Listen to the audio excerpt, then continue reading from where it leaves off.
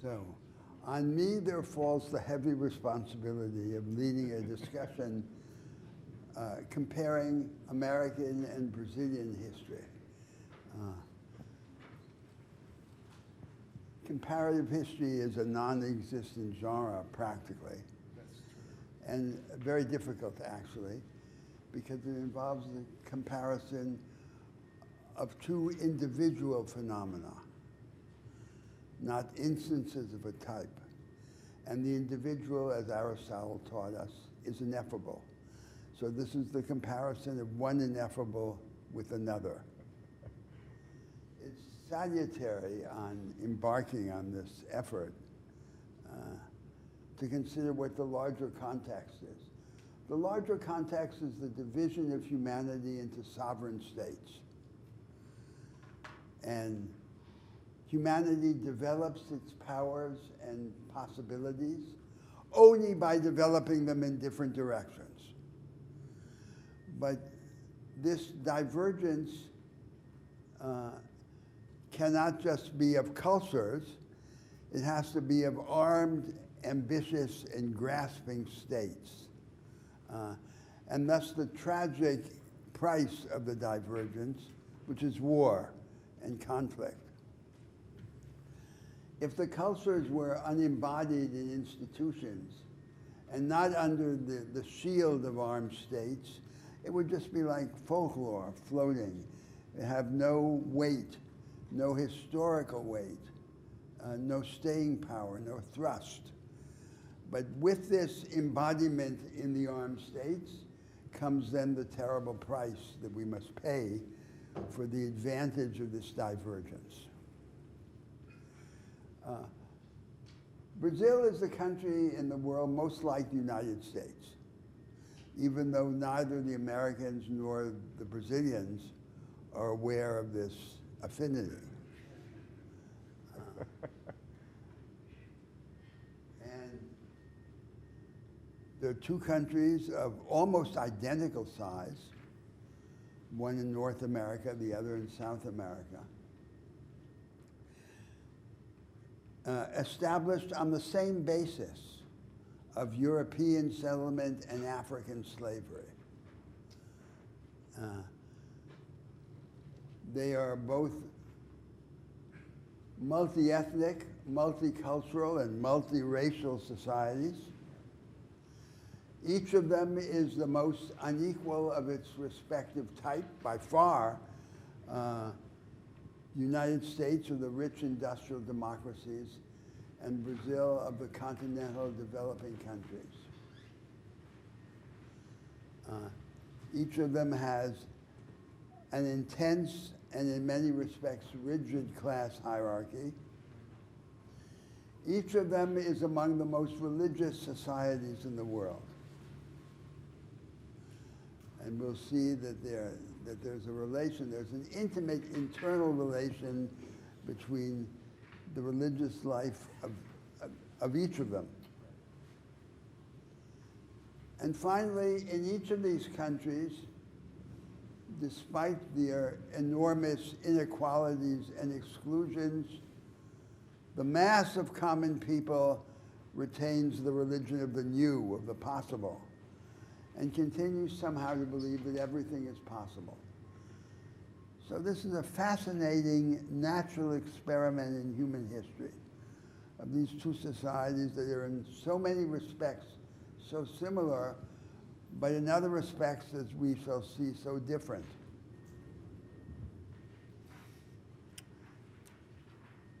Now, an initial question that arises in considering Brazil by contrast to the United States is the sense in which it is or has been or has become a nation. The United States is uncontroversially a nation. Brazil did not begin as a nation, as Vienna Moog suggests in the reading that was assigned. Right. It began as a place where those who came as settlers or as slaves had a relation of purely instrumental relation to the place. They were either forced to be there or they came in the hope of making quick profit. So Brazil did not begin as a nation, and for a long time it was not a nation. Now, in the world, the nation has been a project of the elites, not of the masses, and a project of the elites intimately related to war. The elites have created the nation, they created the European nations, the nations around the world on the model of European nationalism, and the terrible forge in which they formed the nation was war.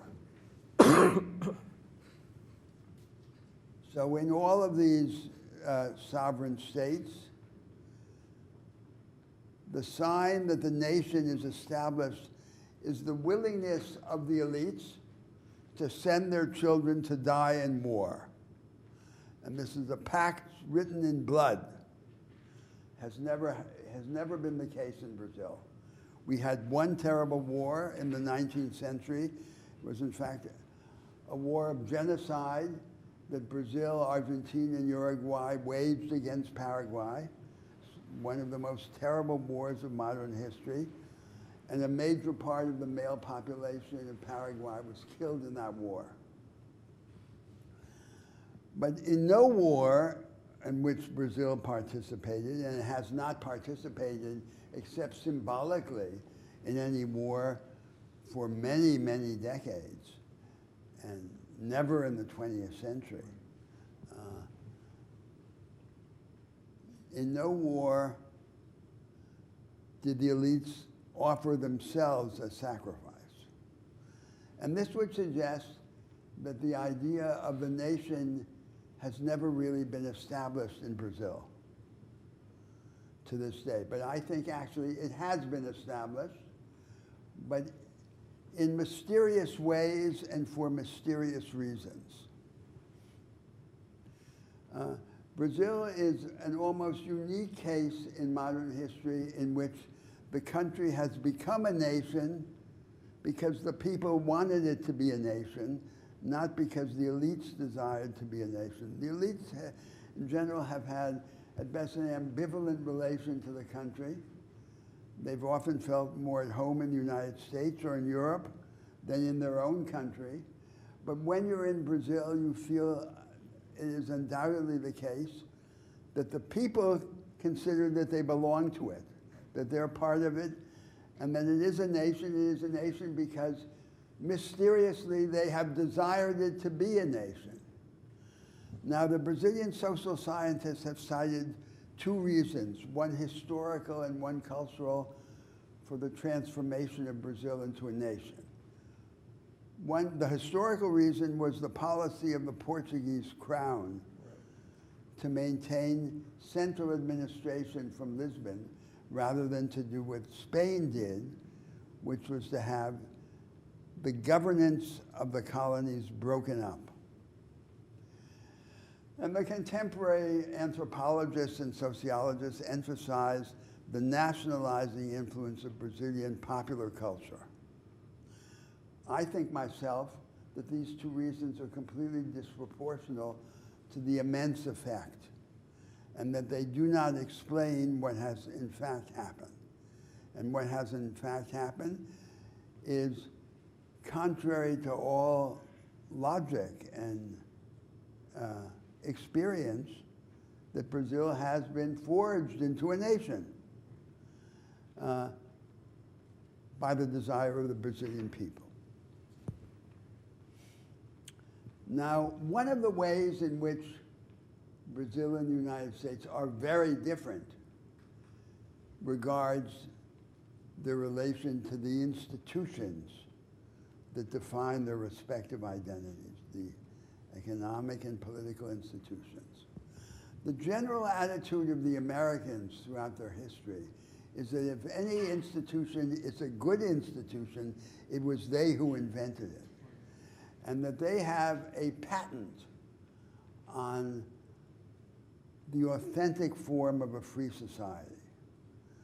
That they discovered what the true form of a free society is, at the time of the foundation of the Republic, and that this formula has to be only marginally adjusted from time to time under the pressure of crisis.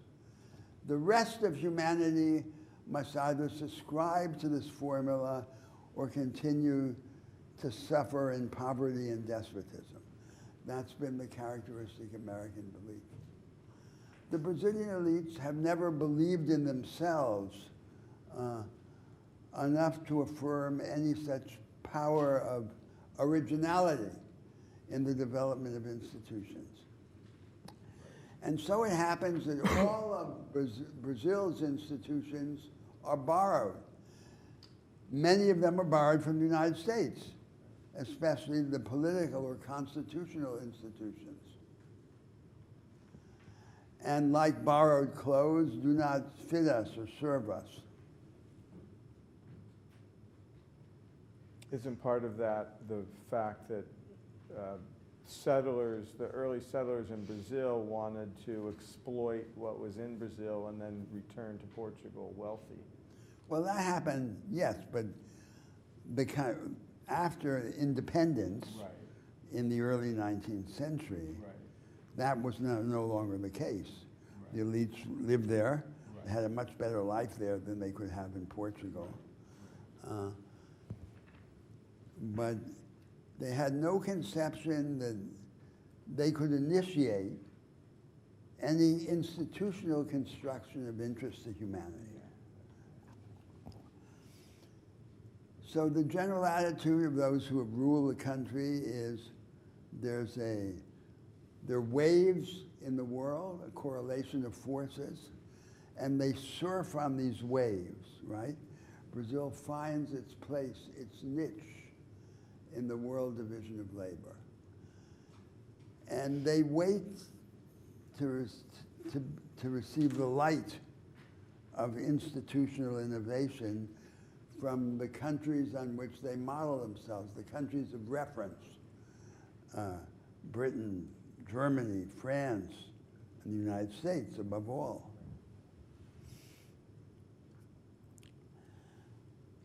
Now let's consider their economic history and then their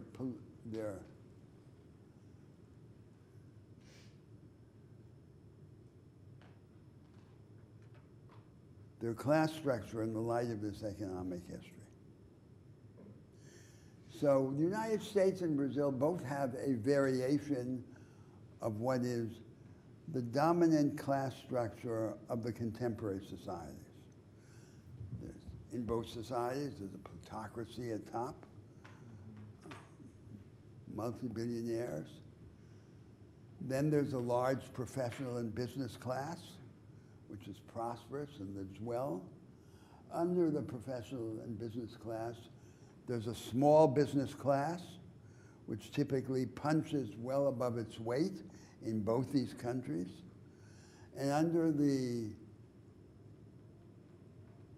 small business class, there's a working class with a blue collar and a white collar segment. And under the working class, there's a racially stigmatized underclass. That's the general pattern in the contemporary societies.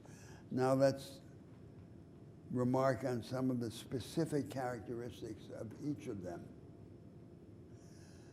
So in the United States, the ultra-plutocratic class at the top is a class of rentiers.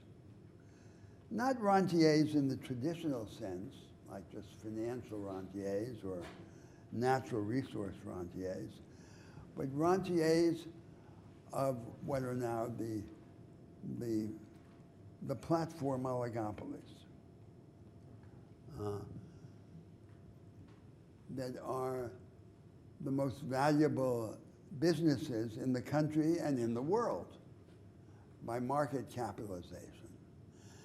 And although they're often seen as the quintessence of the now most advanced practice of production, the knowledge economy. In fact, they are an anomaly that depend on a very special combination of arrangements. First of all, the economic value of the universality of their platforms. The platforms are valuable because they include everyone, or almost everyone, or the greatest number of people. And thus, for example, antitrust is an inadequate, and somewhat blunt and counterproductive instrument for dealing with them, because breaking them up into little platforms would destroy their value not just to their shareholders, but to some extent to society. Second, they're able to pay for the very large fixed costs for the incorporation of the technologies on which they depend.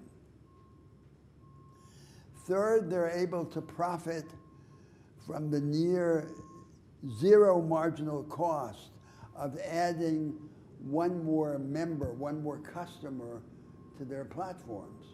Costs almost nothing. It's a click of the button. And the fourth characteristic is a strange lacuna in the law of intellectual property.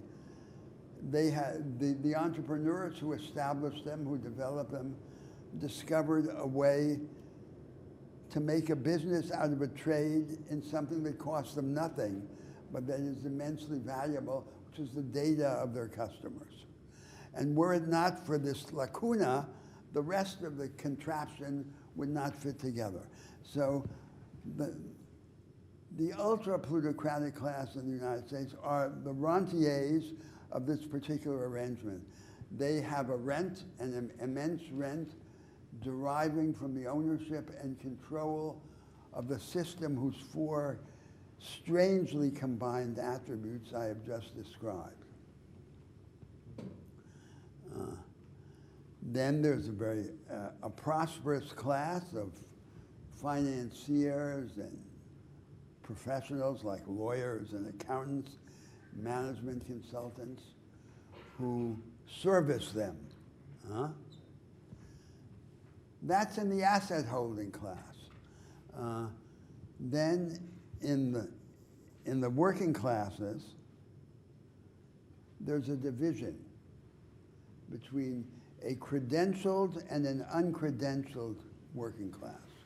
The credentialed working class, like nurse practitioners or machine repair people, are in the outer orbits of that elite and participate in the normal political and economic life of the country.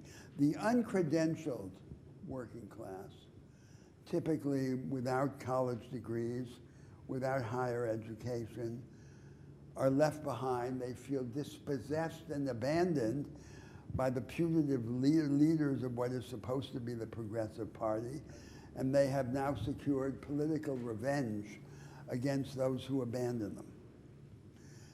That's the basic class structure of the United States. It's a twist on this universal pattern that I described a moment ago. In Brazil, the class structure is quite similar in many respects to this one that I just described of the American, but is different in other ways.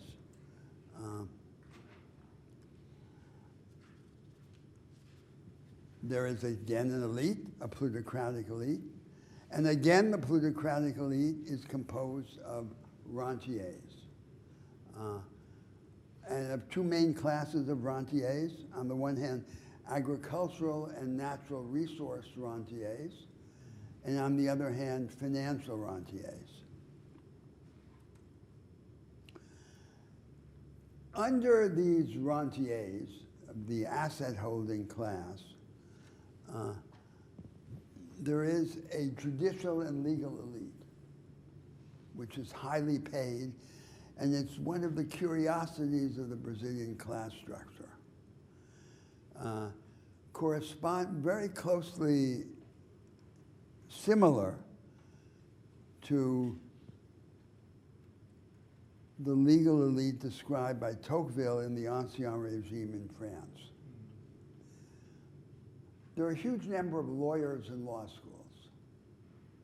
20% of all the law schools in the world are in Brazil. Most of the people who go to these law schools want to compete for a lower bureaucratic position, one or another kind of police technician, judicial functionaries, and so forth.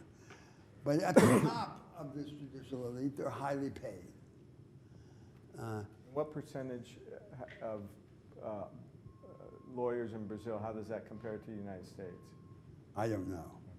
I think, so there are a huge number who have gone to sort of marginal law schools, so, and who are really not proposing to be legal professionals in the strict sense, but are functionaries of the state. Okay. But at the upper reaches, they're highly paid, they have a lot of power and prestige, and that is an influence on the Brazilian structure, hierarchical structure, which in some way modifies the power of those rentiers. In some sense, it's a counterweight to those rentiers. Now then, in the working class, in the mass of the people, there was traditionally a so-called middle class, a traditional middle class, oriented to the liberal professions, to public employment, and to European culture. And now there has arisen in Brazil a second middle class,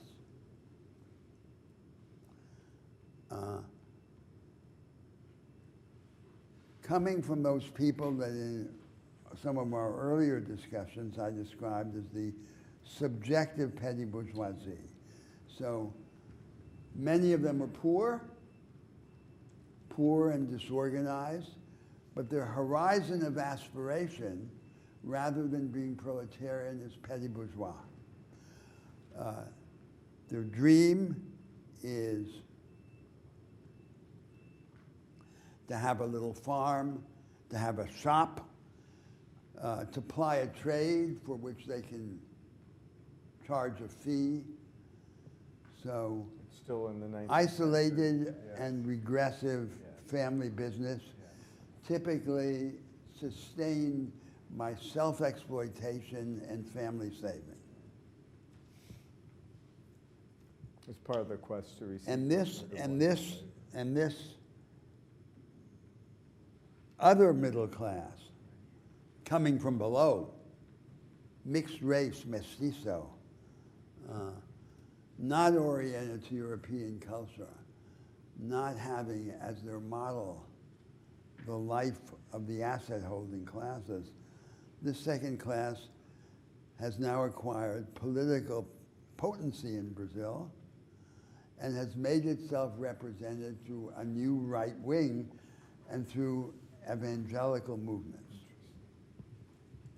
Is it more substantial in Brazil than the counterpart is in the United States of Trump's base? That's a complicated question. Let me postpone that for a moment because I'm going to come to that in another context. Now I say a word about the economic history. So the economic history of Brazil can be summarized in basically a series of commodity cycles: wood, gold, diamonds, rubber, coffee,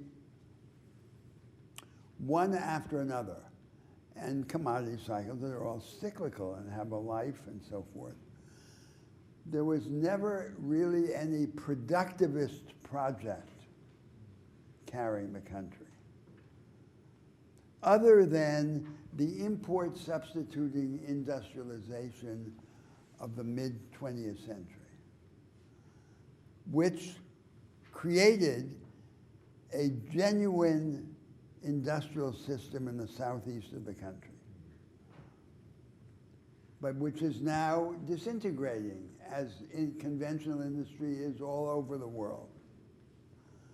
So 70 years ago, I mentioned here in an earlier class, the GDP of Brazil was greater than the GDP of China. Now it's a minute fraction of the Chinese GDP. So we take untransformed iron ore and untransformed soy, we put it in a ship, we send the ship to China, that ship brings back to us all the products of the human mind. A disastrous deal for Brazil. So the only genuine productivist project that exists, this project of conventional industrialization, has come and now gone. And what's left is nature. And you could characterize the whole dominant tenor of Brazil's economic history, minus this episode of conventional industrialization, as a model of development based on the divorce between nature and mind, rather than, of course, what we should desire, which is the marriage of nature and mind. And this is revealed, for example, in the center west of Brazil, is one of the great agricultural frontiers of the world. But it exists only because the Brazilian Scientific Organization of Agriculture, Embrapa, discovered in the mid-20th century the way in which to make the subtropical savanna fertile, open to agriculture, by manipulating the soil and the methods of soil cultivation. And only for that reason do we have this agriculture. So now the arrangement is that the government, whether it's under a left label or a right label, co-opts everyone. So it provides the financial rentiers with a secured astronomical rate of interest. Brazil has more than double the rate of interest of any other country in the world.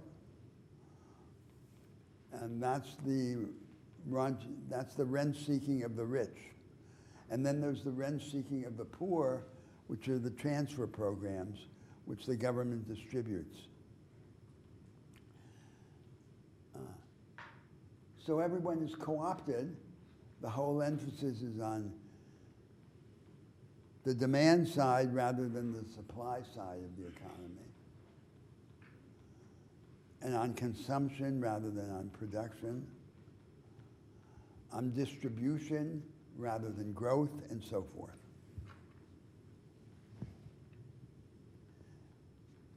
So it's an operation which seems arithmetically unfeasible in the medium term. Now, in the United States, on the contrary, in the United States, as we've seen and will see further ahead, there were two powerful economic regimes in the first half of the 19th century. The slave regime in the South, intimately integrated into the English free trade arrangements, Yes. and eventually with Brazil. and the North, and in the North, the economy of petty proprietors, Yes. petty artisans, petty tradespeople, the petty bourgeois economy, Yeah, the artisan which was, ideal. and both of these regimes were destroyed Right. in the wake of the Civil War. Right. The Northern regime was destroyed because the defenders of that petty bourgeois economy saw no way or found no way to reconcile radical economic decentralization with the radical economies of scale and scope of aggregation of resources, which a dynamic economy would have required. And to tell the truth, it wasn't a unique failure of the Americans. No society in the world found the way to do that. And this is the problem that is still before us today. And the war became the catalyst for that. Yes. Now, this is in the field of economic history and of the class structure.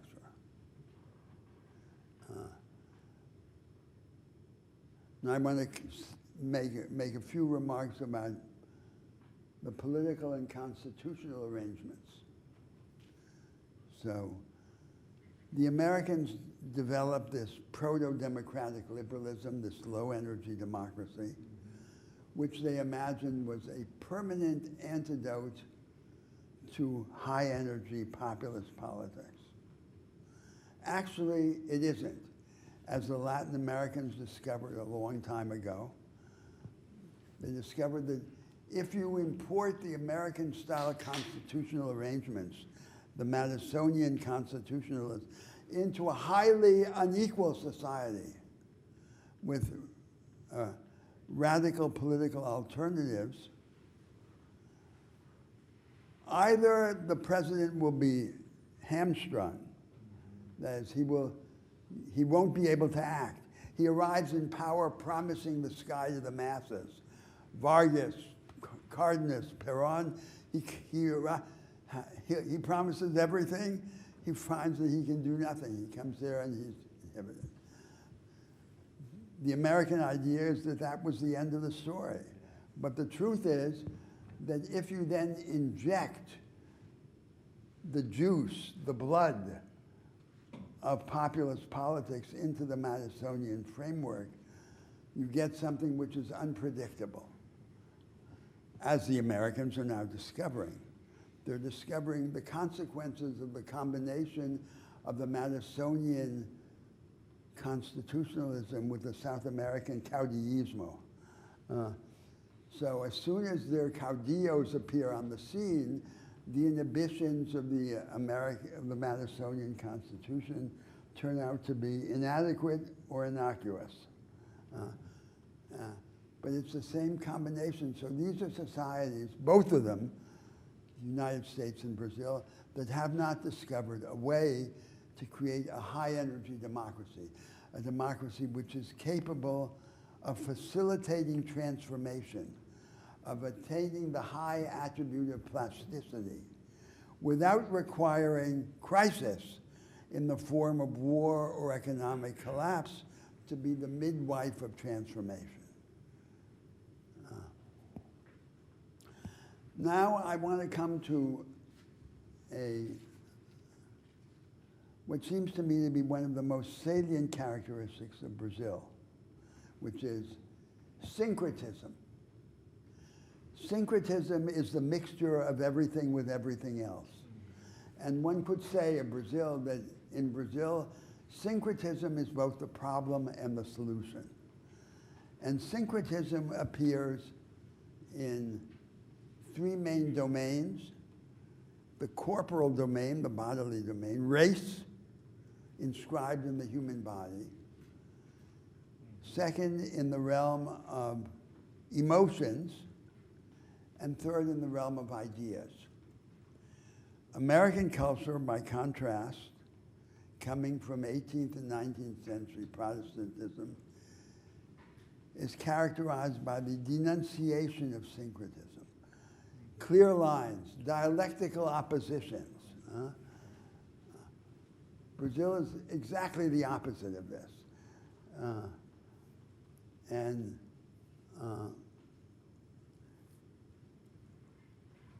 The three domains that I've just cited are like the chemical cabinet of humanity. Like we take down the elements. So the first is race, right? In the United States, the one-drop rule. You're either white or black. One drop of black and you're black. In Brazil, the whole country, from Rio up, is mixed. Everyone is mixed. Not just black and white, but black, white, and Indian.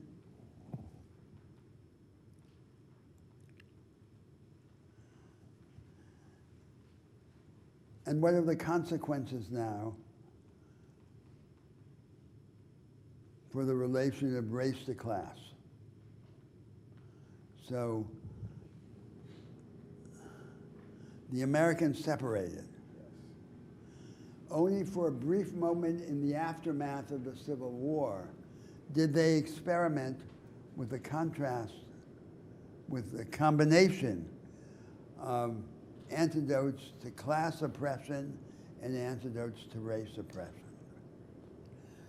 But for the most part, they separated, and they treated the race question, race oppression, as a threshold issue. So you deal with it first and separately from class. The consequences are what you see in the United States. So the consequences are embodied in the example of affirmative action. And you could say the consequences are three. First, to have a policy that generates benefits in inverse proportion for the need for them. So who does the policy benefit most, and who does it benefit least? It benefits most the black professional and business bourgeoisie. Those are the main beneficiaries. To a lesser degree, the black working class, especially in public employment, like policemen and firemen. But least of all, of course, the mass of poor blacks who are caught in the American prisons and stuck in the secondary part of the labor market, who aren't benefited at all by this policy. So that's the first consequence. The second consequence is to establish a division between the black elite and the black rank and file. Co-opting the black elite, kind of regime of Vichy, as cohabitation, reconciliation with the elite structure. And the third consequence is to offend the white working class majority of the country in the United States, which, with some reason, believes itself to be a victim of a de facto alliance between the sanctimonious white elites and the virtual representatives or leaders of the blacks, those who speak in the name of the blacks, but to a large extent get the advantages mainly for themselves. So that's in the United States. And in Brazil, we were beginning to develop an alternative way of handling this relation between race and class, which was the following, was to distinguish individualized racial discrimination, which would be criminalized, it would be considered a crime, as it is in many countries around the world, and structural disadvantage, like the structural disadvantage of the poor white black men, which would then require a structural solution, like guaranteed employment, guaranteed promotion, but structural. So that was overwhelmed by an imitation of the American style affirmative action. Now there's a curiosity, which in Brazil, the Brazilian imitation of the American policy is called the quota program. And the Brazilians seem not to realize that it not being quota is actually the premise of its legal and constitutional validity. So there's enormous confusion, which reveals, which as it were, the revelation of the secret of the story. Well, this then is the misadventures of syncretism in the racial domain. Now, the emotional domain, the second domain of syncretism. I mentioned in an earlier class the characteristic formula of social relations in Brazil, as in many societies around the world in world history, is the mixture in the same relations of exchange, power, and allegiance or affect. So in the relation between the boss and the underling, the man and the woman, the husband and the wife, the parents and the children. It's always the same thing. The sentimentalization of unequal exchange. So there's an exchange. We envelop it in an aura of sentimentality or affect, and it serves as a device of power or oppression. That's what I'm calling the sentimentalization of unequal exchange. That was, in the United States, the ideology of slavery. We are a big, happy family in which the excesses or violences of the regime are muffled by their presentation in this form. So we want an alternative to that sentimentalization of unequal exchange, without going back to 18th and 19th century Protestantism, without the liberal arrangement, which is to say, power is for the state, affect is for the family, and exchange is for the market. That's the liberal society. And in the liberal society, what the reality that prevails is the reality that I said was described by Madame de Staël. We'll have societies which are prodigal in meetings that rob us of solitude without affording us company. We'll be in that middle distance of Schopenhauer's porcupines who come together, come apart in the dark, in the cold night, and we shouldn't want that, right? That's right. But that's then the misadventures of syncretism in the domain of the emotions. And finally, there's syncretism in the domain of ideas, which is that the ideas are borrowed by the elites from all over the world. They're imported. And they are used to evoke a reality, to pretend that there's a reality equivalent to those words when there isn't the reality. So the Social Democratic Party is a reactionary party. The Communist Party is a neoliberal party. The Republican Party is a theocratic party. So everything is a joke on history, a joke on reality, in which the absence of the thing is replaced by the evocation of the word. And the intellectual, the life of the intelligentsia in Brazil, as in most parts of the world, is divided into two parts. One part is a shrunken Marxism, which has obtained from the zeitgeist a little axe. With this axe, it's cut Marxism in half.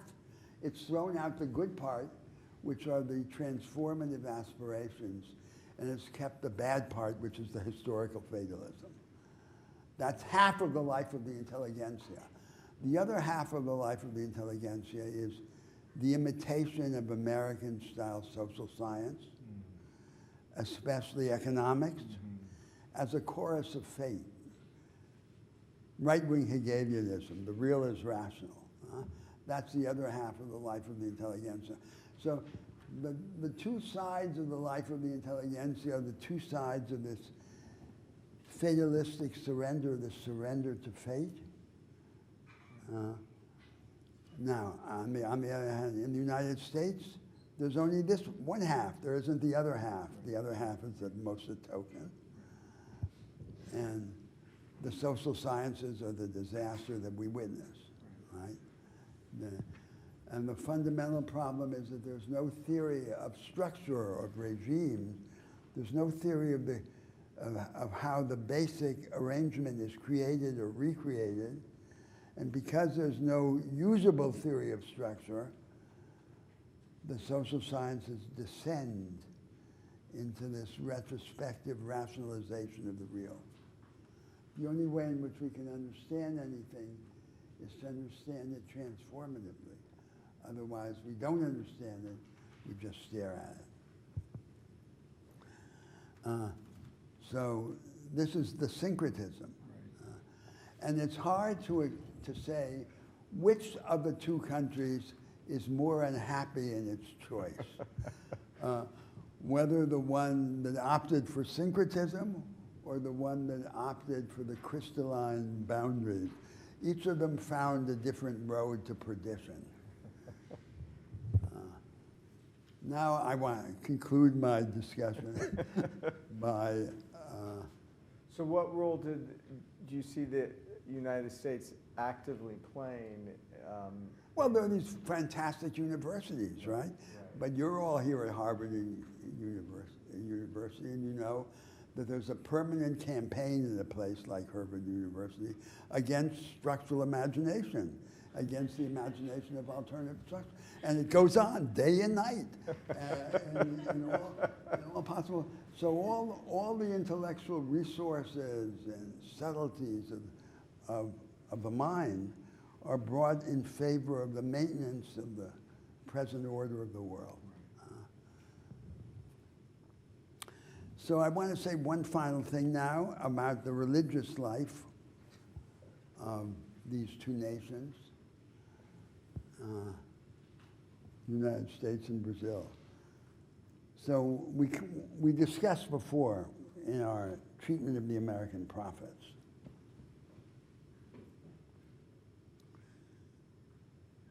and recall Harold Bloom's idea that there are three main currents of religious life, of Christianity in the United States. There are the Orthodox Christian churches, Catholic and Protestant.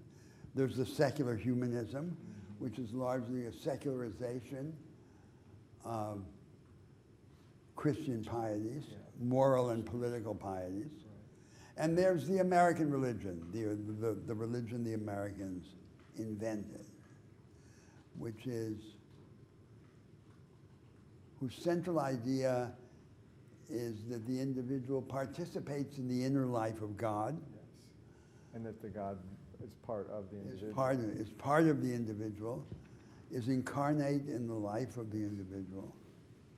Is able to change and transform the affairs of the world.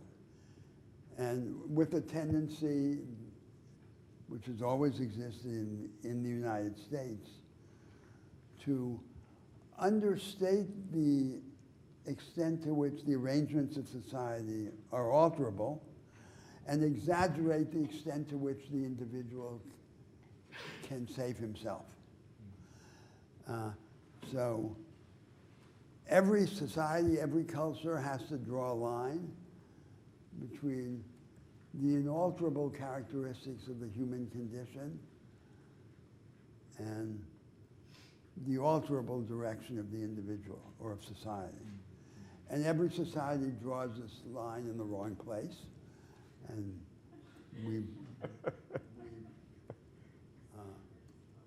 we're discussing now how the Americans and Brazilians do it.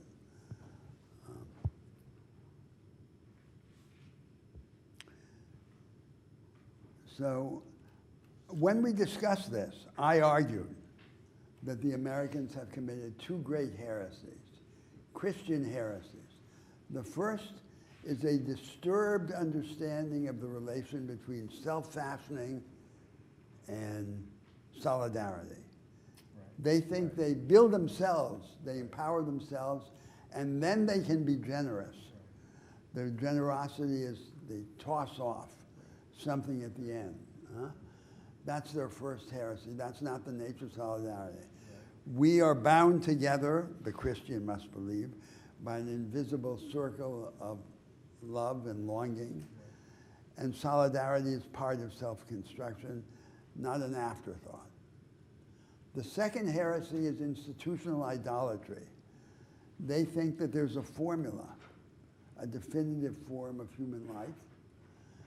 And they even believe that they discovered the essentials of that formula early in the history of their republic. And this is an abomination to think this for a Christian, right? Because these institutional arrangements they're dust in the face of God. They have no sanctity. Some are better than others, but all of them are dross.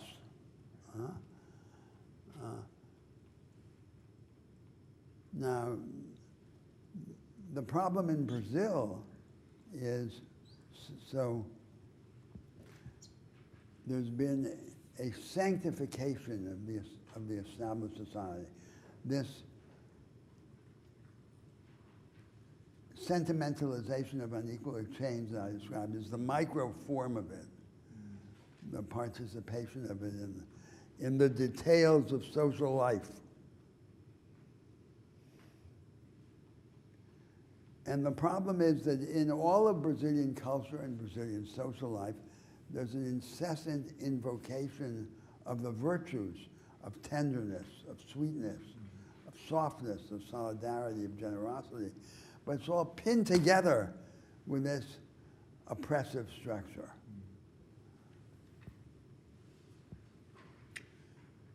So and now we have in Brazil, inside Brazil, we have something like 70 or 80 million Brazilians who are converts to evangelical Protestantism, often originally inspired by the United States. So these are people especially associated with the agro, with the country, but also with the petty bourgeois. And it's as if we had inside our country a Trojan horse. And the Trojan horse is filled with these 70 million representatives of another country. So it's like the confrontation with the United States happens inside of us. And we have to come to terms with us. Because both the visions, both the prostituting of tenderness to this oppression and the American religion are heresies. They're perversions. So there has to be a reckoning, a religious reckoning, a religious conflict within the life of the Brazilian people. And somehow the playing out of this conflict is linked to the way in which we position ourselves with respect to the Americans, to the American people. So the theme here, the underlying subject, is the two great themes of Christianity, which are the infinite. The individual human being is the finite, imprisoned, is the infinite imprisoned in the finite, and the supremacy of love. Love, not altruism, as the organizing moral force. And what is the relation between love and the infinite? What is a form, a terrestrial, a worldly form of love that can do justice to this infinitude of the human being? That's the theme that is being played out in the life, in the art, in the literature of the American and of the Brazilian peoples. So that's what I wanted to say by way of introducing this comparison.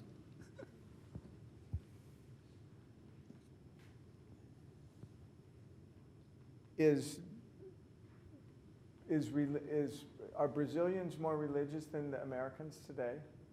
Well, who knows? I mean, who knows what that means? I mean, we know that tens of millions of people go to these evangelical temples. Right. They receive consolation from it. Life is horrible. Right. I mean, this is all, this narrative that I've told, this reminds you of Joyce, right? Yeah. History is a nightmare from which we want to awake.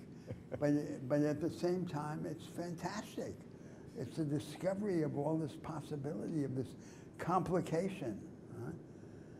And the role of the imagination is to illuminate the complication, right? It's not to suppress it. It's not to rationalize it. It's the opposite of what we see all around us.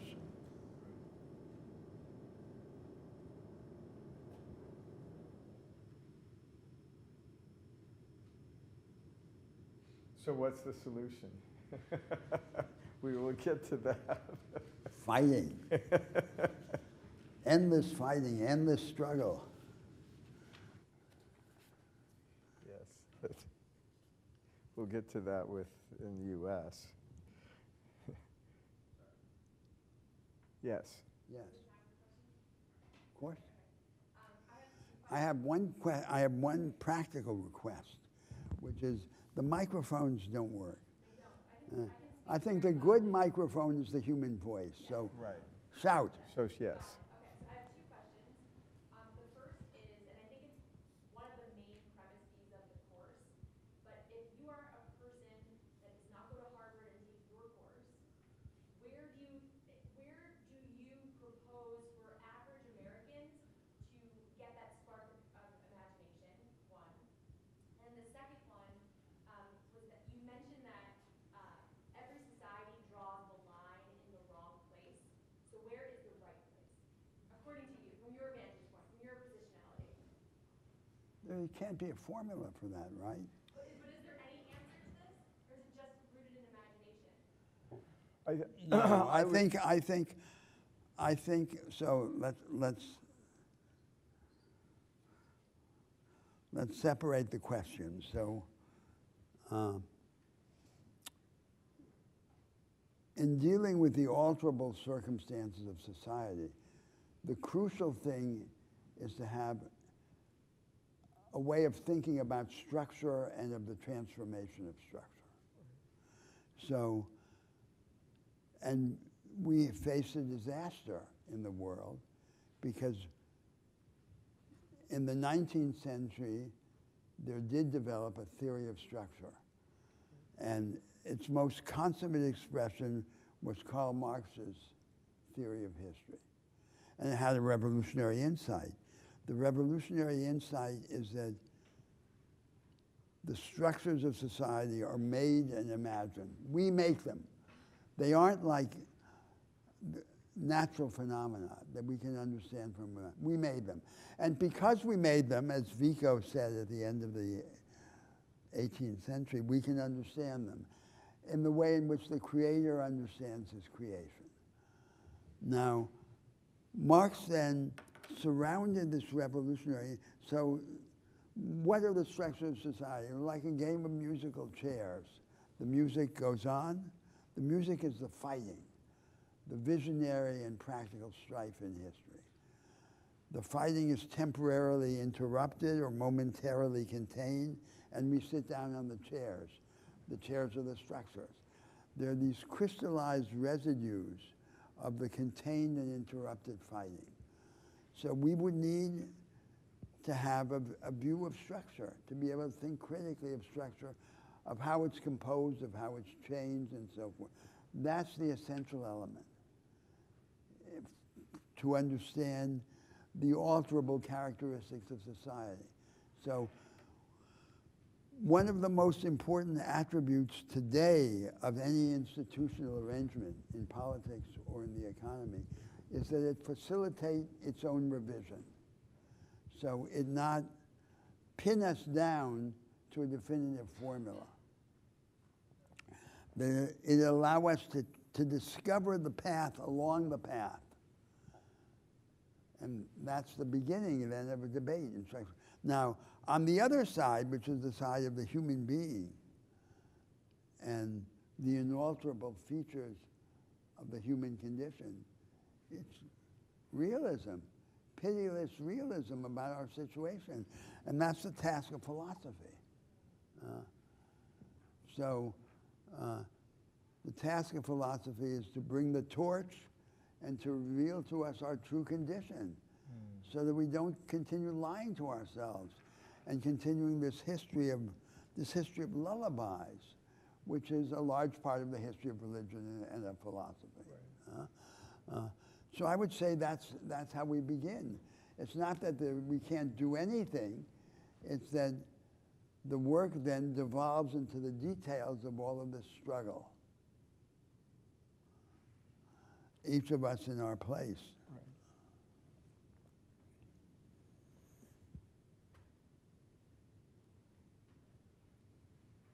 And just to add to that, in terms of your question of where do you propose to get the spark of imagination for so long in American culture, the spark of imagination is defined in financial terms. The spark of the the self-made man or woman, the American dream has long been defined in terms of currency, which is how and why Marx's intervention is so important, is to highlight the allure and the addiction and the degradation of money as the site and source of one's dream, of one's imagination, and offering an alternative view that that calls on individuals to say, okay, what do I love to do? What do I love to do? What can I do? What do I love to do? And what are the structures that are available for me to take advantage of that? Which is why, as Roberto pointed out, the structural transformation is crucial. So you know, in the 19th century, the liberals and the socialists both believed that there was a set of institutional arrangements, Yes. which, if you adopted them, would guarantee freedom and prosperity, right? If you did those things, you would become rich, and you would become free. And we no longer believe that. We no longer believe that there is some permanent dogmatic subset of arrangements which guarantees our ascent. And we are now tempted to adopt the opposite tragic dogma, which is to say there's a contradiction between the institutional conditions for our emancipation and the institutional conditions for our practical empowerment and enrichment. There is no such contradiction. That's also false. So, but there is a subset of the arrangements that develop our emancipation that also are conducive to our prosperity. And a subset of the arrangements of our prosperity that are conducive to our development. And so we have to find that zone of intersection experimentally and travel along it. And we have to give the greatest value to those institutional features which facilitate their own revision. Because what is it to be free? I go back, we had this discussion before in an earlier class. One of the dimensions of freedom is that we can participate in a structure and deny it the last word, keep the last word for ourselves, continue to resist it even as we participate in it. That's an example. And that's the way in which we don't a priori define what is movable and what is not movable. We create the structure in which we can experiment. Right. And this is one of my main complaints against the Americans. How is it that having brought this torch of experimentalism to humanity and having founded the philosophical school of experimentalism, which is pragmatism, right, at the last minute, they snatch away the gift which they brought humanity, saying, yes, but don't touch our institutions. Right. Don't touch our structures. Right. They're beyond the reach of experiment. Right. That's right. The structures are seen as almost sacred. No, they are sacred. Okay, they are sacred. Yes. Can we go back to you saying the notion, the first heresy of first you build up and then you're generous. How did that take hold? I totally recognize it as something that in my own mind would be like, yeah, I feel it. Why do I feel it? Like, if the roots of the nation were in such religious, so many. Because I think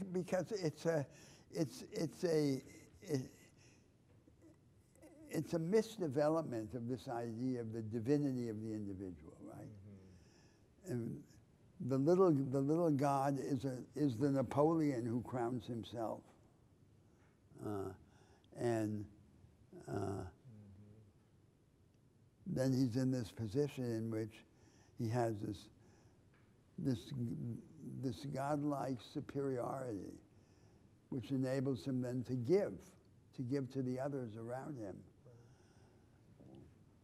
It's a denial of our finitude, right?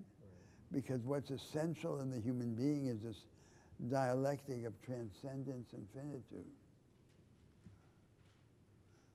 Yes. I'm Brazilian, but my family Uh-huh. was here in the United States because of the whole military junta problem that happened in the 19th century or 20th century.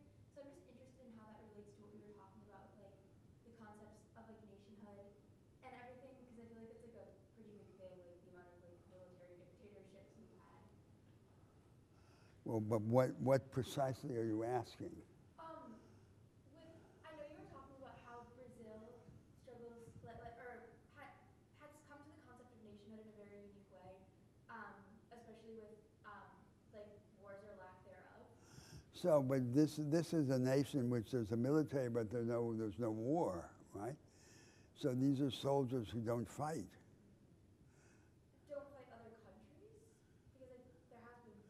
Well, because one of the central phenomena in history is war.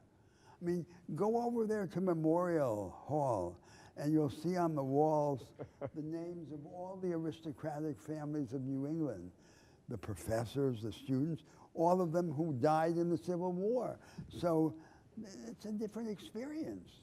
That's the real thing. That's the real thing. Oliver Wendell Holmes, another New England aristocrat, said, our hearts were touched with fire. So that has nothing, the experience you're describing is like a bureaucracy.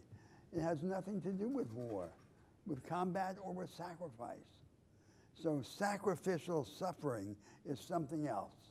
That changes everything. And I think one of the mysterious things in Brazil is that without this, on the part of the country, without war, nevertheless, the Brazilian people have opted to be a part of the country. Why? I find the explanations completely unconvincing. Yeah. So, Professor, you often speak about American exceptionalism, and I keep wondering whether Brazil also has its own form of exceptionalism, because my favorite anthropologist is Darcy Ribeiro from Brazil, and whose last book, The Brazilian People, argues that this syncretism is what makes Brazil exceptional. Yes. It's like our integration of flesh and spirit that makes us like the new Rome, he says. And how do you see this vision of Darcy Ribeiro? And do you think like Brazil has also this exceptional character? I think it's true what you say. I think that the Brazilians often feel that things there are different. And one of the reasons is this syncretism. But especially, I think it's a very common experience to feel there that, and it's something strange really, that the society is violent. They might kill you on the corner, but they do it in such a charming way. So it's like there are these contrary messages in the society. There's this enormous involving charm. So I think it's not, we shouldn't fantasize it, because it's related to all these, it coexists with all these other terrible things. So you could say a defect is inadequate impatience. It's important to be impatient, to be indignant. And there's too much patience. So the exceptionalism is not some kind of hagiography. It's not a sanctification of the society. But it's this strange thing about the world. That's what this exercise of comparative history, like this little excursus this afternoon, to me it's such an interesting experience because we're not dealing with categories. We're dealing with individual phenomena, these two individual phenomena of the nations. You could never infer, you could never guess that there would be two natural experiments like this. It's just too implausible. But here it is.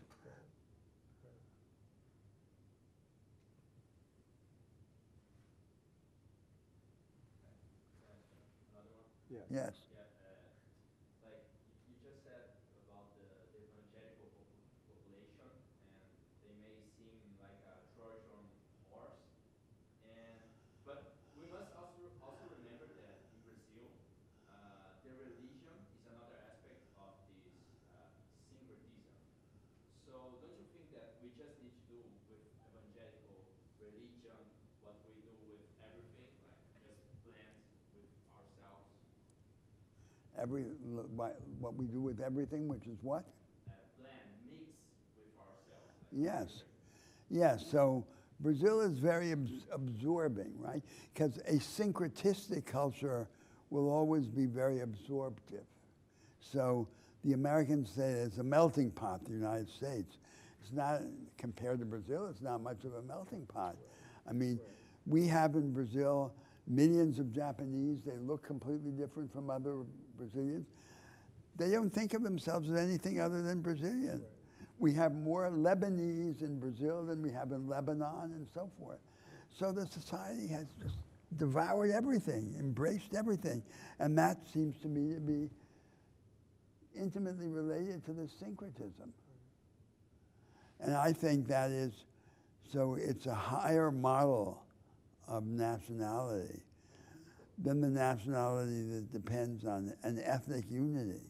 Like China, the Han Chinese. But that's not what Brazil is. Brazil is the negation of that. So that's good, that's not bad.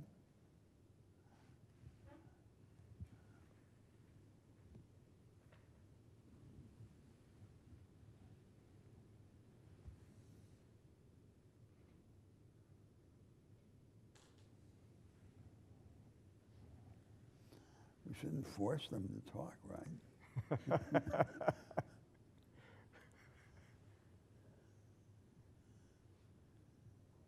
Yes. In terms of the syncretism, how does it manifest itself when it comes to education, like sort of state education on the university level? Is there like certain religions that are favored, or ways of practicing that are favored? You have to talk louder. How does the syncretism manifest itself In education? in terms of religion? Oh, In terms of religion. In religion. In education, yeah. Like in terms of young people. Well, there's syncretism, for example, in hundreds of ways of combining African religions with Christianity, which to many Christians seems like paganism, but there's an easy polytheistic attitude that fits in with a syncretistic mentality. Now I didn't intend to speak here as an apostle of syncretism because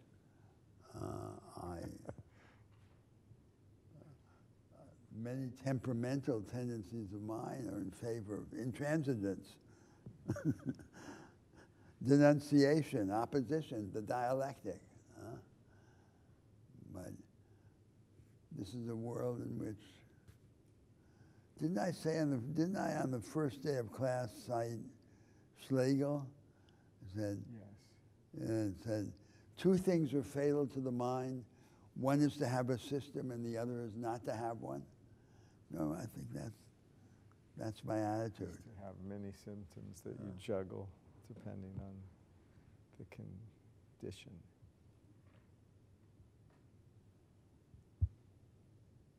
Yes.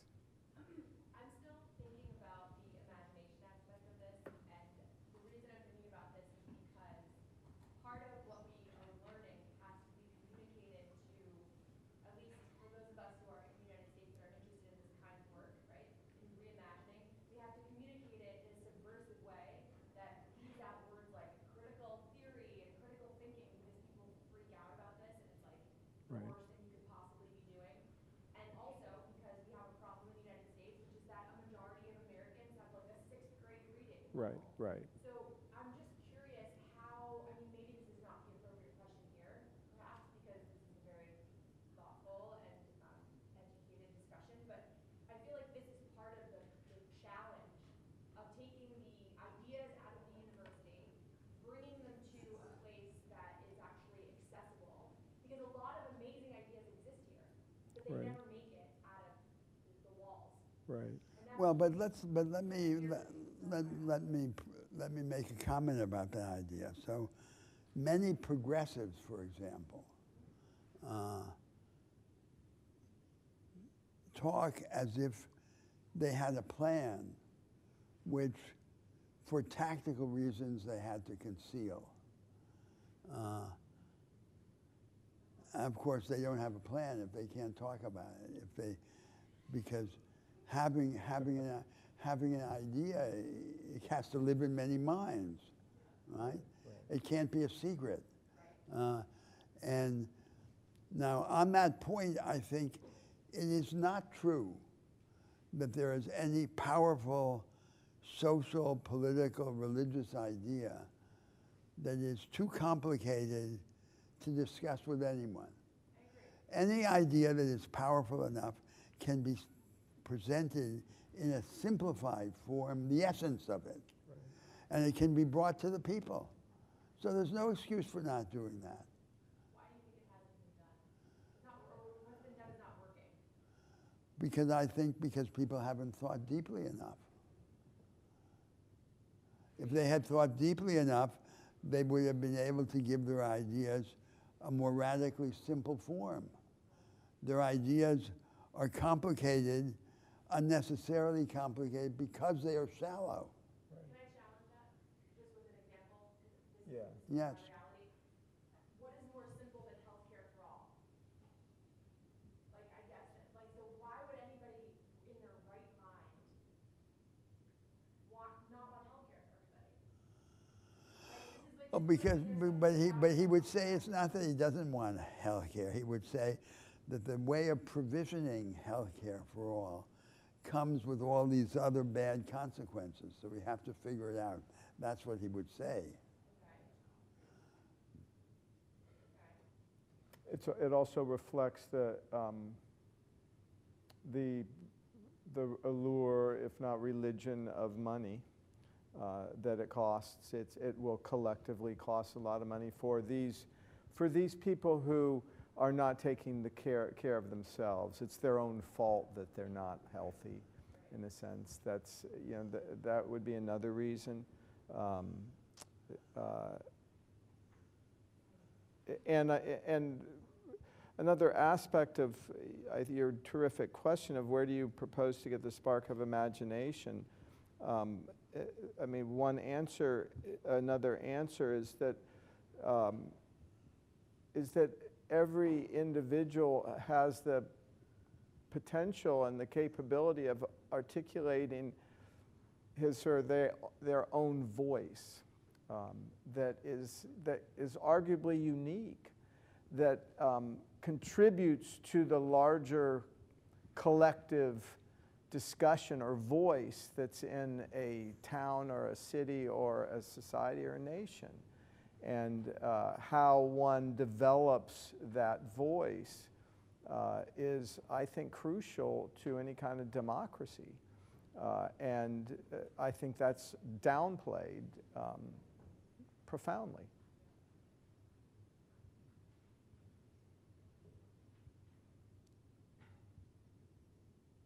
Yes. Yeah,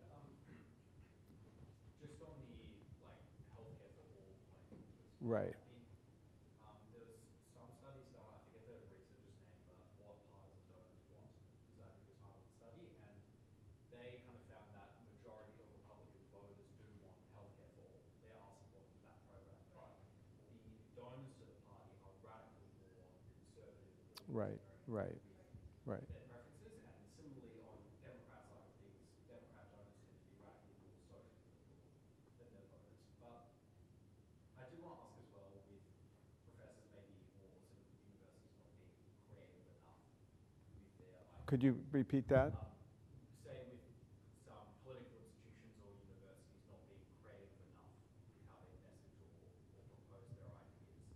So do you think there's also some influence from, say, like Murdoch media with fear-mongering about some of the terms that are used like critical theory as well? So it's not purely on how these ideas are presented as well.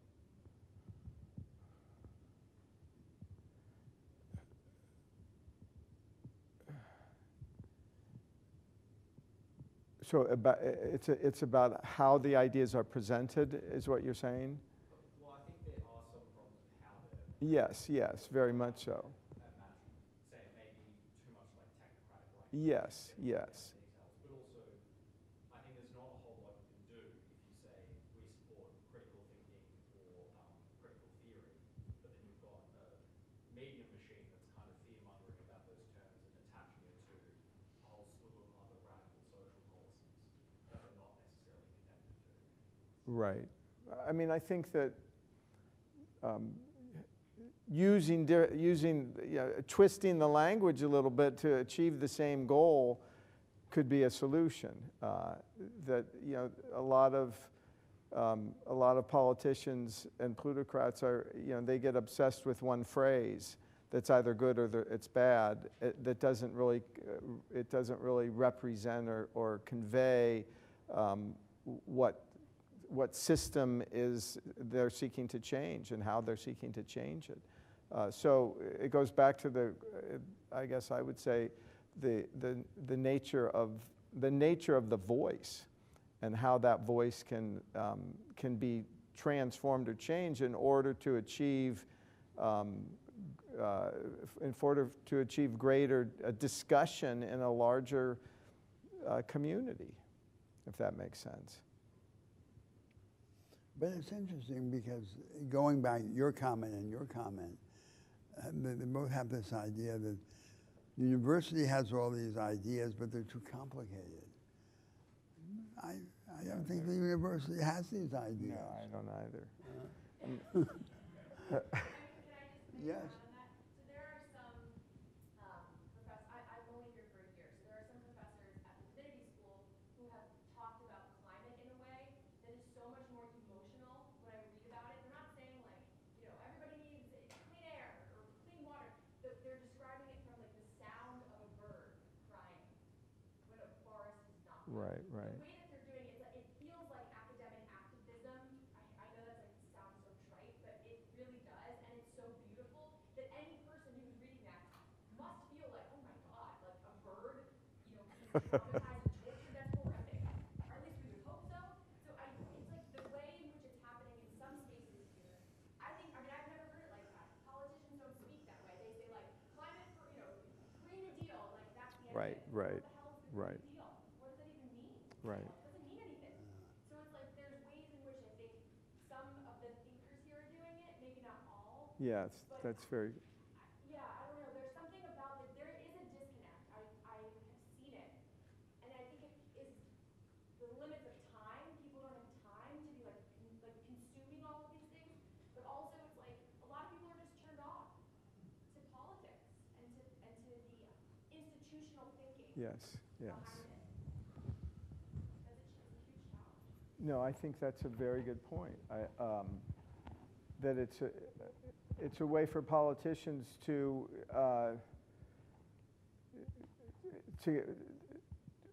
it's a way for politicians in their use of language that's incredibly vague without having any kind of specificity.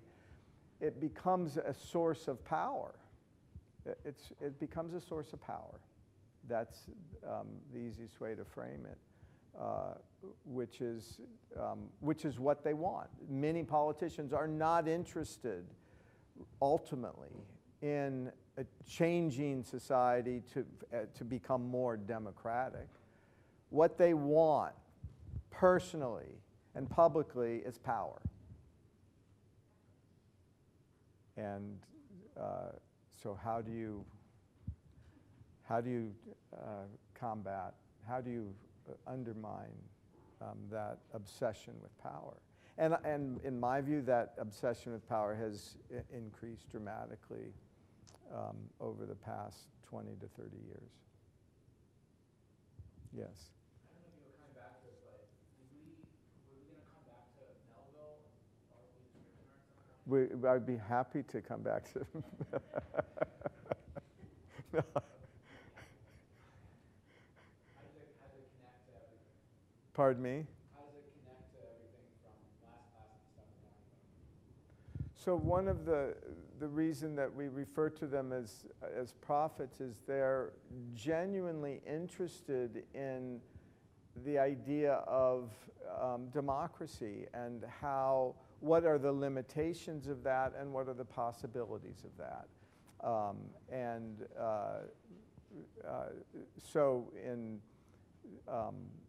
I mean, Whitman and Whitman especially is hugely optimistic about the possibilities of democracy for everyone. I mean, the poem that I assigned focuses mostly on male workers, but a number of poems he emphasizes the absolute equality of men and women, of blacks and whites, and that they are all part of, equally part of this democratic experiment. Lincoln is, in especially his second inaugural, which is one of his two greatest speeches, the whole second inaugural is about the possibility of democracy continuing, or of democracy being recreated in the wake of this war, and giving a sense of equal right to all people, in a sense, and is very subtle about highlighting the scourge of slavery, which is almost the antithesis of, it is the antithesis of democracy, because slavery is defined by, one, it's a state of war, it's a state of violence. Without violence or the threat of violence, slavery can't exist. Secondly, is that it's a repudiation of any kind of voice, or any kind of freedom of movement, of any kind of freedom at all, really, which he conveys subtly in that second inaugural. In Melville's great story, it's about the problem. It's about both the possibilities and the problem of it's still a firm. It's a firm in which one character is a kind of outlier, and how can he become a member of an intimate member of this community, this small community that's this firm, and what are the possibilities and the limits of that, given the various personalities and backgrounds. Those are very basic kind of views, and I'm happy to elaborate on any of those points. But part of the reason we assign them is that these are voices who are grappling seriously with this question of how can we achieve democracy. Yes. So I appreciate you circling back to those stories as a former high school English teacher who taught that literature regularly. I was looking forward to those classes, and I appreciate where you're thinking. It seems to me that both those stories talk about what Roberto said earlier, this idea of America being Yes, and yes. there being friction between the two. And then Yes. you said something along the lines of that we have abdicated our responsibility with the dialectic and denying that by embracing the sacredness of our structures. I guess my question is, if you're not engaging in the dialect, there's the danger is a kind of stasis that can Yes. be paralyzing. Yes, yes, How do you yes. propose reanimating that paralyzation? Is it through war? Is it through civil disobedience, which Melville and Emerson and Thoreau also focused on?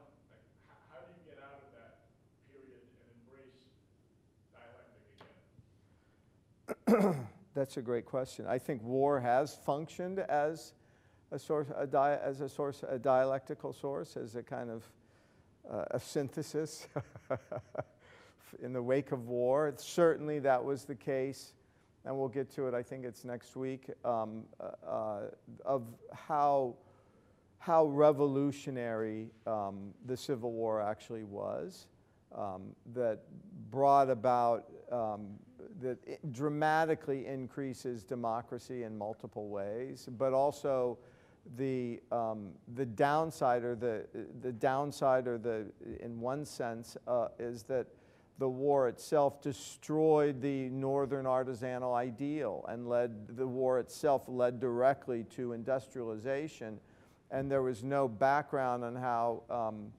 shop owners who became industrialists could avoid exploiting workers. And so you have this period from essentially the Reconstruction era through really until almost FDR, where it's a horribly exploitative community. And so in a sense, the synthesis that's achieved in the war gets exploded, and we have to start all over again. And that's a very simplistic, short answer, but I can develop that when we discuss, it's next week, I think, when we discuss the war and the radical transformation of society that requires, in a sense, a new dialectic, a new thesis, a new antithesis, and a new synthesis. So many of these questions go to the nature of prophetic activity, Yes. right? Yeah. And I think the premise here is, the premise of the discussion has to be, the gates of prophecy are always open. Yes, yes. Prophecy is not for 2,000 years ago. Prophecy is any time, and now. And what is the recurrent pattern of prophetic activity? It has two elements. One element is visionary teaching. There's a message. And the other element is exemplary action. Exemplary action includes sacrifice, because in any activity, and especially in political activity, the ultimate criterion of authenticity is the disposition to sacrifice. The words are cheap, and so people think you have to show that you mean them. And how do you show that? You show it by sacrifice. Then the prophet has to look around him for parts of present experience that he can take as tokens of the future that he presents. So the prophet has to have a foreshadowing of the future that he intends. And he has to present that foreshadowing as a first installment, right? And then there has to be a struggle around that. But I think that the genres are too narrow, because were Marx and Mill prophets? Yes, in a sense, they were. Yes. But then we have this idea that religion is something else. There's a market. There's a religious market, right, in which people are entrepreneurs. Yes, I mean, it's too often become a marketplace, but that's where, I mean, someone like Whitman has, I mean, he had his own very very unique way of imagining a God. I mentioned that he never identified himself with any religious denomination, but he said if he was forced to choose, it would be Quaker. But Whitman also was absolutely revolutionary in his vision of democracy. And in fact, his poems were not widely read during his time period, much more so than what a lot of scholars have suggested. I mean, Whitman becomes hugely, hugely popular after World War II. That's when the majority of people start reading him. And it increases in the 20th century because his vision of democracy becomes much more relevant to 20th century than it was at the time he wrote. And no artist or no self-described prophet knows exactly when the timing is right. You just have to articulate your words, your thoughts, your ideas. And it might not be the right time that it's going to get disseminated. But hopefully, if you continue to develop it, at some point, it takes light. And that's true for him during his life. Yes, exactly. The extent to which he continuously revised Leaves of Grass. Yes. With all good prophets, he's continuously revising his He continued, and that's part of. That's, in my view, that's part of a true kind of Democrat, is that stasis is not what you're looking for. It's a continual evolution, continual revision, continual flux. That's part of the beauty of a democracy. But that scares a lot of people. That scares a lot of people. Fixity is something that a lot of people feel comfortable with. But in a high-energy democracy specifically, fixity is deadly. And that's reflected in all different types of life in that kind of democracy.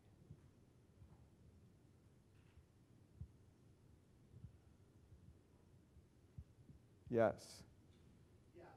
Just going back to your comment about how the American mindset has shifted from or to you sort of look after yourself, you build up wealth, and then you engage in charity, then you engage in more communal projects. Do you think that a part of that is because the market is so ingrained into our civilization that people tend to believe, well, actually, if I look after my own self-interest first, I'm benefiting other people because I'm specializing, I'm engaging in the market system. I shouldn't go out there and just sort of, be charitable and sell all my services for free, because if I do, I'm not facilitating the market processes that create this tide that sort of this tide that raises all ships. Do you think that that's part of the American notion? So we're sort of, instead of the way that you sort of describe it, where we divide altruism from sort of self-interest, the market model sort of, I don't want to say tricks, but it leads people to believe that they're actually one and the same. If you look after your own self-interest, you are participating in a system that's going to benefit everyone else. Well, I think one of the things that's questionable in the premises of your remark is the reference to altruism. So altruism is not the Christian idea. The Christian idea is love. Right. And altruism is not just giving away more and more, and this giving away is rather cold, right? It's from a distance. So what are the essential differences between altruism and love? First of all, altruism, the topic of altruism is the relation of self-interest to the other person's interest. Do you subordinate your own interests to others? Do you treat the others as having equal interest to your own, and so forth? That's not the topic of love. The topic of love is, how does the existence of this other person relate to mine? How can I connect to that other person in such a way that instead of being subjugated, I'm reaffirmed in the sentiment of being? That's the difference. Mutual recognition, mutual affirmation, not the subordination of my interest to your interest. The second difference is that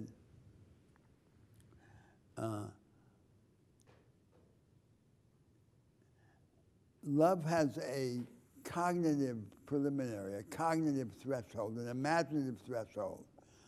The crucial move in love is to be able to imagine the other, the imagination of the otherness of the other. And there is no such cognitive threshold in altruism. I don't have to understand my beneficiary. All I have to know is they need something and I'm willing to give it. The third thing is that love, regardless of the sociological context, requires a fundamental equality. Yeah, I was just The going to lover and the beloved, not altruism. Altruism is from on high. I'm in the godlike position, I distribute the benefit. And the fourth difference, which is the result of the implication of the third, is that love implies an intimate jeopardy, vulnerability. The price of love is the heightening of vulnerability. Love can be rebuffed, it can be rejected, right? So love is an adventure in a way in which altruism is not. In altruism, I may even be led to kill myself for altruistic grounds, but there's no intimate jeopardy. It's a fundamentally different emotion. And I think the thing that is so, to me, entrancing about this thing of Brazil is you feel that in Brazil it's not about altruism. There's this undercurrent of love. Yeah, I think Now, Christ said, love the stranger. And we're commanded to love the stranger. And it seems we can't do it. So the moral philosophers offer us instead the cold shoulder of an impersonal and altruistic benevolence. That's the history of modern philosophy. And it's a compensation because that we can't perform Christ's command of love, which is what would really be good. So this political, historical conversation that we're having is really against that background. And I think that the American people are no different from the Brazilian in that respect. They would like to have some faint counterpart of love in life among strangers. Right. That's what would be important, much more than any kind of altruism or distribution of social entitlements or anything. So is the antithesis of love different from the antithesis of altruism? They're connected, but they're different. Yes, they are different. Of course they're different. Because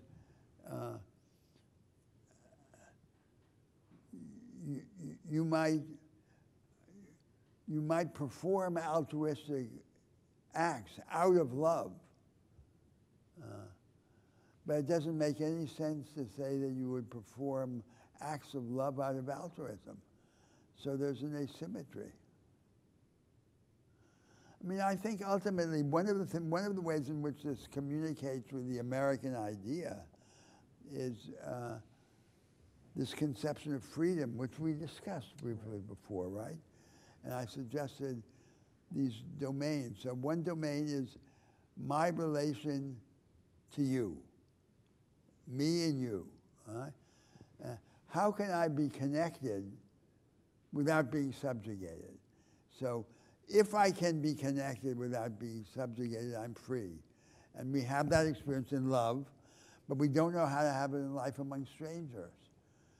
And it seems that the counterpart to love and life among strangers is cooperation among free and equal individuals.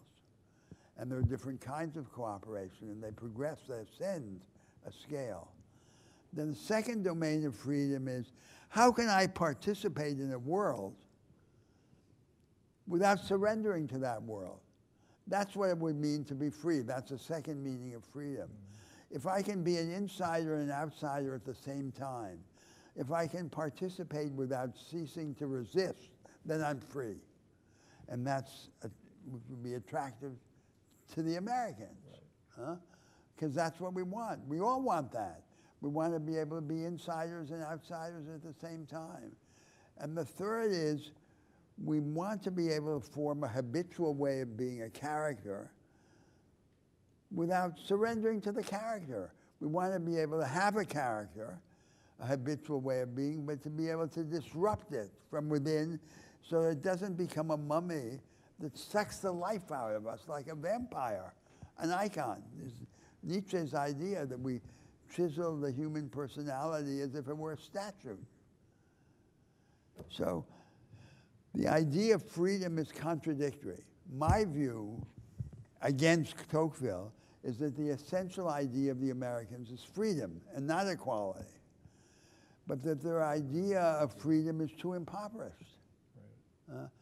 And the ways in which it's impoverished are also the ways in which it's distant from Christianity. So we should conceive of freedom as this set of contradictions and the management of these contradictions and the hope of progression, right? Because that's what has to orient the prophetic activity. The prophet sees a higher form of life around him. He has a discovery of a possibility, that's an epiphany, and the epiphany in turn informs the prophecy. And that has to be disseminated through exemplary action and visionary teaching.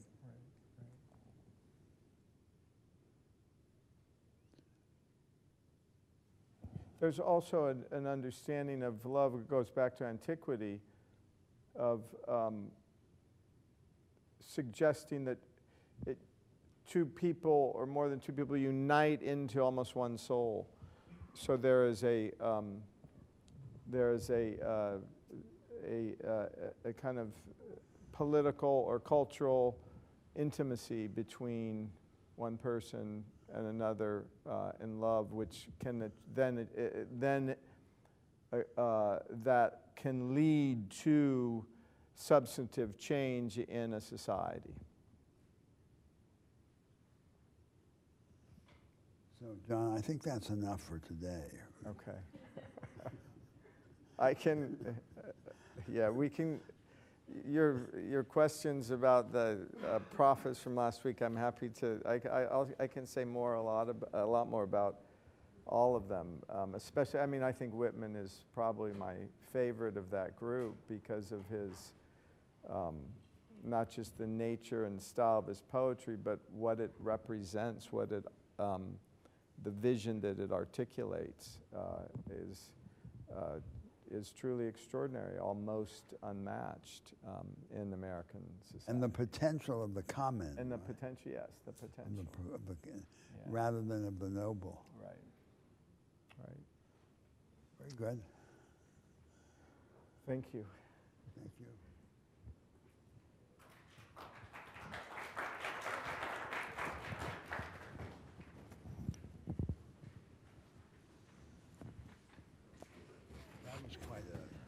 That was quite a discussion.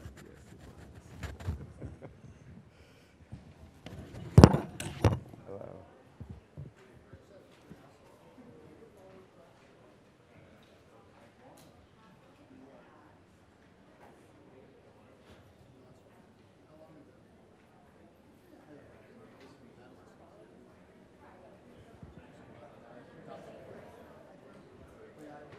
Hi.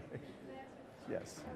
I would love to come to your office hours. I'll look Sure. on the, I'm Alessandra, by the way. Hi, I'm John. Nice to meet you. So yeah, I would love to do it because I think that your take on like the power piece of it is what like, this is what is the bottom of the questions that I like have about democracy and why Right. things aren't changing. And Right. currently, coming from politics, we both worked in politics.